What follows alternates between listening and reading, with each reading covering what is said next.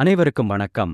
இன்னைக்கு எந்த விஷயத்தை பத்தி பார்க்க போறோம்னா, பெண்களுக்கு உண்டான ஒரு பொதுவான கேள்வி. மாதவிடாய் காலங்களில் பெண்கள் தியானம் பண்ணலாமா? தாராளமாக பண்ணலாம், தவறில்லை. தீட்டு என்பது யோக பாதைக்கும் ஞான பாதைக்கும் கிடையாது.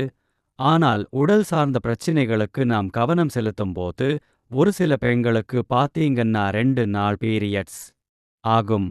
ஒரு சில பெண்களுக்கு பார்த்தீங்கன்னா 5 நாள் வரைக்கும் பீரியட்ஸ் ஆகும். ஒரு சில பெண்களுக்கு பார்த்தீங்கன்னா 10 நாள் 12 நாள் கூட பீரியட்ஸ் ஆகும்.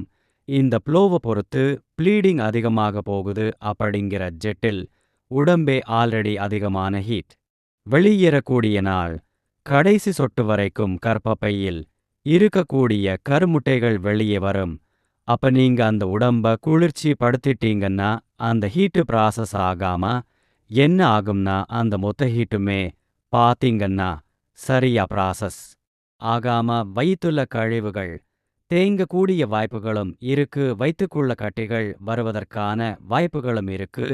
உடம்புல ஹீட்டும் கர்ப்பப்பையில கட்டிகளும் இருக்கிறதுக்கான காரணமே என்னன்னு பார்த்தீங்கன்னா அதிகமான குளிர்ச்சி. அதனாலதான் முடிஞ்ச அளவுக்கு நீங்க ஏசி பயன்படுத்தாம பேன் மட்டும் போட்டுட்டு படுக்கிறது நல்லது.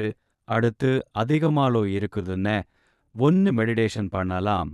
அமைதியாக முதுகு தண்டை நேராக வைத்துக்கொண்டு மூலாதாரத்தை கவனியுங்கள்.